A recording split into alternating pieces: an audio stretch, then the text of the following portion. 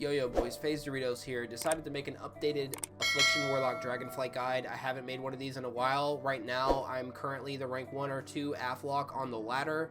I took a screenshot when I did hit rank 1 Afflock on the ladder. I thought it was pretty sick. I played LSD, and we just fucking dominated as Affliction. It was great. Anyways, this is basically what my CR is right now. So right now, I'm 2715, rank 6 on solo queue. At one point, I was rank 3, but whatever.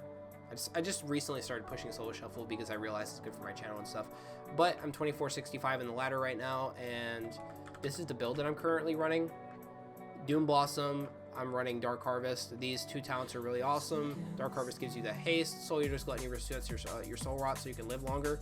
Like, let's say they're training you, you need soul rot more often so you can drain life and top yourself. Helps your healer. Doom Blossom, this is insane damage if you get your rampant affliction stacks, which is this. I mean your malefic affliction stacks to 3, you get 39% more UA damage. You're doing maximum damage, and Doom Blossom is just passive damage as long as you have your corruption. So this is really good. Defensive wise, Dark Accord, usually like every game unless you're versing a one-shot burst comp, and then Frequent Donor every game. It's just too good. You know, make sure to use these CDs higher than lower, as always. Soul Burn, it got nerfed, but you know, it's still really good. So I would always use your Soul Burn off cooldown, bind it into your Corruption, your Agony, your UA. And everything that's like an offensive DPS button, I would bind Soul Burn into. Except for Drain Life. Never bind it into your Drain Life. I've learned that the hard way. So besides that, Feldom, a lot of people, this is controversial. A lot of people don't play this. A lot of people drop this actually, and they pick up Inquisitor's Eye, Inquisitor's Gaze. But you look at the damage meter, and you don't really gain too much damage from this. While with this, if you were to sack your pet, you could press CS, and then you can Feldom another pet, and you can CS again. So if you kick somebody twice, that's 12 seconds of CC. That could be used in a lot of different ways to confirm a win, or you could just AIDS your enemy team, which is the ultimate goal of an Afflock, to AIDS the enemy. You want to AIDS the enemy as much as you possibly can, so that's why I pick up Feldom personally. But if you don't want to have this, you could drop it, and you could pick up Inquisitor's Gaze. That's what a lot of the Warlocks use, and you would do more damage, but you would lose double kick. And that's, you know, something you would have to decide as a player. And for Mortal Coil or Howl Terror, these things are different depending on the matchup. Coil is really good if you don't have any, if you're playing a comp that doesn't have any hard CC to land a kill. I would pick up Mortal Coil in a lot of those matchups, or if you're versing a team where Fear has no real value, like at the DHDK where they have a lot of immunities, Mortal Coil has more use and more value there. Or let's say you're playing into a TSG where Warrior's immune, DK's immune, Coil has a lot of utility there as well. Dark Fury is another talent that's kind of controversial. A lot of people don't run it. I love this talent personally because when you have Dark Fury, your Shadow Furies have a bigger radius, which means you have a higher likelihood of landing AoE stuns on multiple people on the enemy team, which is insane in my opinion. That's why I picked that up. Now, I wanted to show you guys some LSD games so you can really fully digest on how to play Afflock in Arena, and I'm going to have some commentary over that. So let's get into that. Yo boys, so first game of the day, we're versing a Resto Druid Ret Warrior. You know, flashbacks from Shadowlands. This used to be one of the strongest comps in the game. Now look at it, it's still really good, but you know, now we have an opportunity as LSD to beat it, and I wanted to show you guys how you beat this comp and how did I play into it. So let me skip to the gameplay. So they're hiding behind the pillar here, not really sure what they want to do, but the most important goal, as you can look at Meow's position, which is my Ellie. You see how he's playing far away from me? When you're playing with your partners, you need to make it clear that they shouldn't stack on top of you. You guys want to have a triangle formation as Double Wizard. So the comps vary, but with this comp, I recommend that you guys spread out so that they can easily swap you. But you also want to make it possible so that if they do want to swap you, you can soak damage for your other teammate. Like let's say your partner has no CDs, you want to go in just so you can make them want to hit you. And you want to rotate that. See how the Warriors like got every CD from the LA, they got full hots. I actually want them to go me now so I can get pressure off of the boy.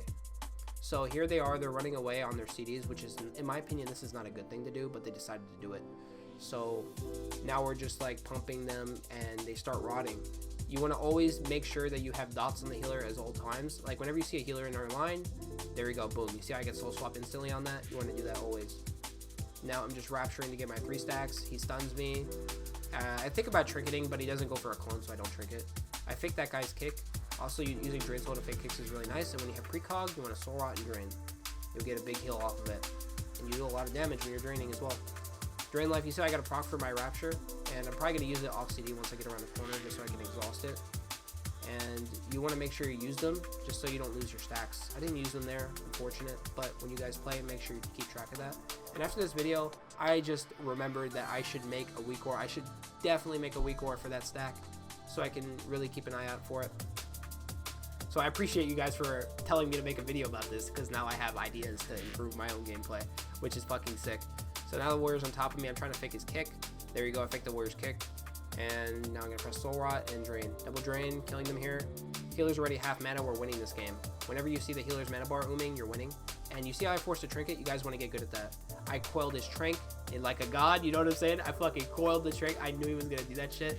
And we got his trinket. So whenever you see an opportunity and the other teammates are getting low, you want to take that opportunity if you're not getting trained to try to get CC on the healer.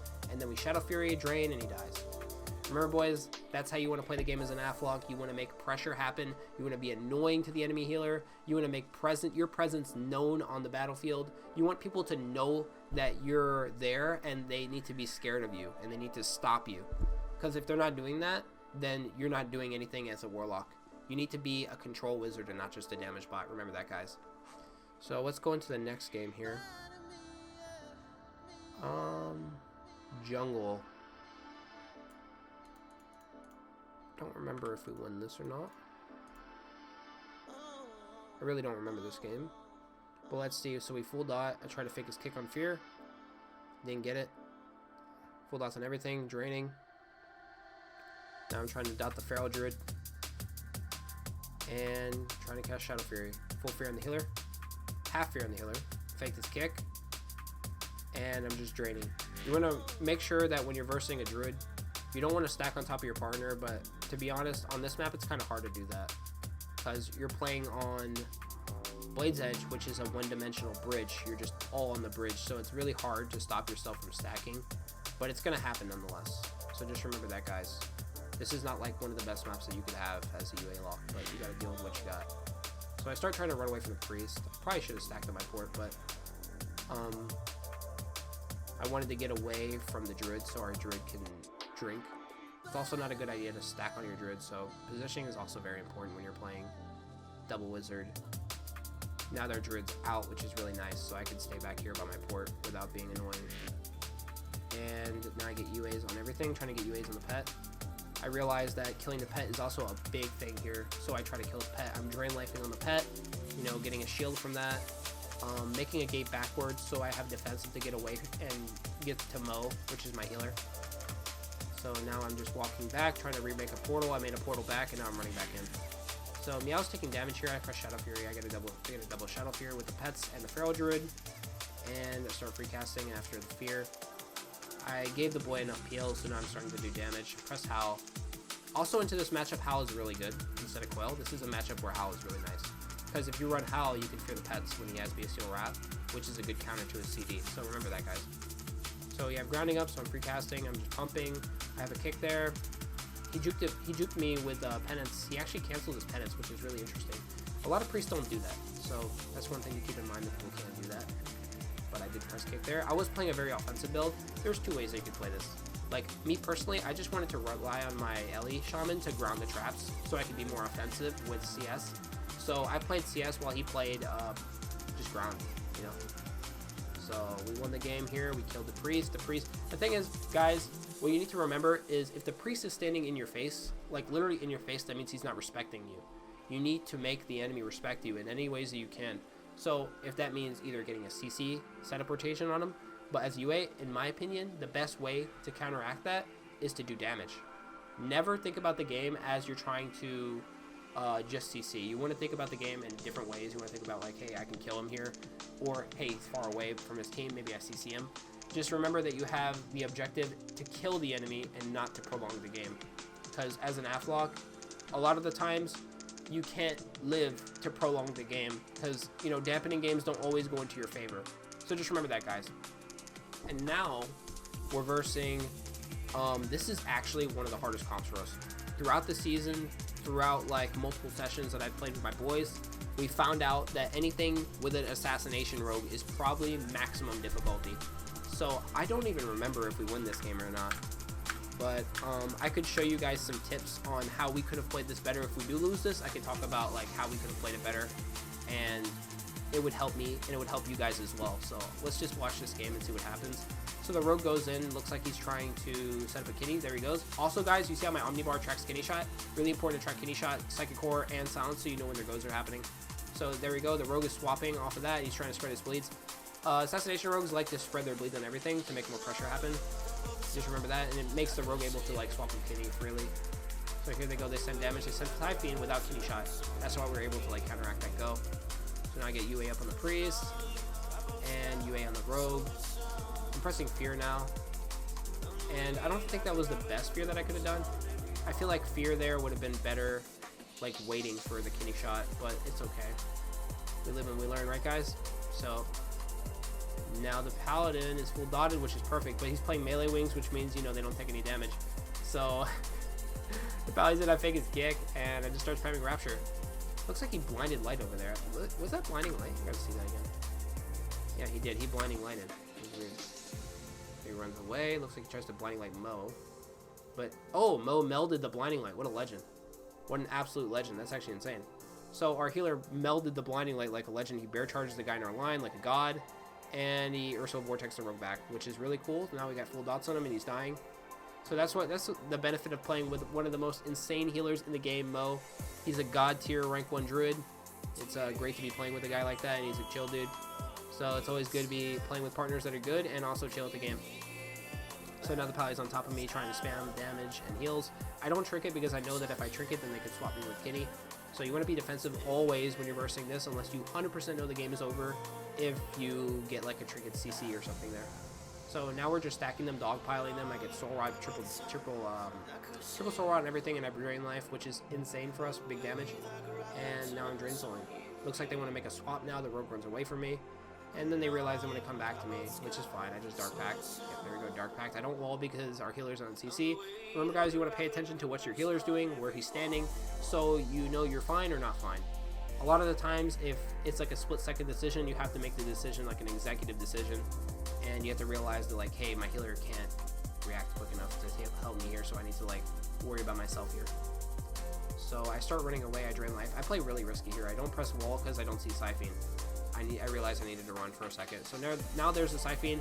But, like before, the first Siphene earlier, I realized that he's just throwing Siphene without Kitty Shot. This is perfect, you know. No setup, but now Stun Silence is back. Or just Silence. So now he blinds, he has Silence back, he can Silence our healer instead of Kitty Shot now in 1 second. You're going to try to set up a go probably. Let's see, he runs for Silence, it looks like. There he goes, Silence. And he misses his kick. I don't know what he does with this. Oh, he kidneyed into the precognition. So good for me. So that just put his leaps ahead. Like a lot of time now. We have 15 seconds until the next kidney shot.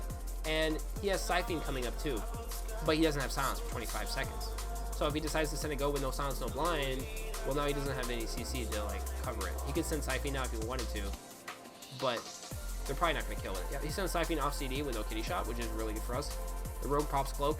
Now the rogue is back on me and it looks like he wants to run away, and he dies. So this game was a really big mess for the enemy team, and you guys got to learn how to exploit when the enemy makes big mistakes. Like let's say they send Siphene, like 2 of those Siphenes were sent without kitty shot, without CC. That's a big mistake on their part. So you guys got to learn how to manipulate that and play good into teams that decide to do that to you. That's another thing that you guys need to learn how to do better, and I really advocate like learning all the offensive CDs and defensive CDs of everything that you're versing, because it's going to make you a lot better of a player. And I'm going to stop the video here because I don't want to make the video too long. And I really appreciate everybody who's watching the videos, watching my guides, all the subscribers, all the people that are watching my videos, liking my videos, commenting. It really helps with the algorithm. I really appreciate it. And everybody that tunes into the stream every once in a while, I'm going to try to start, no guarantees, guys, no guarantees, but I really want to try to start being more consistent with my streaming schedule, my time schedule. I've just had like a lot of things going on in my life, but you know, we're trying to get everything right, and I really appreciate everybody for sticking around. But you know, I'm still here, so if you have any questions, don't forget to ask me on stream. I have a Discord server as well. You can join my Discord. I'll put it in the description below. Ignore the point that it's probably not too fleshed out. It's still kind of basic, but, you know, give me guys some time and, you know, things are going to get better. So, yeah, that's the end of this video. Thanks everybody for watching, and don't forget to check me out on twitch.tv/FazeDoritos for more information, more content. All right, boys, catch y'all later.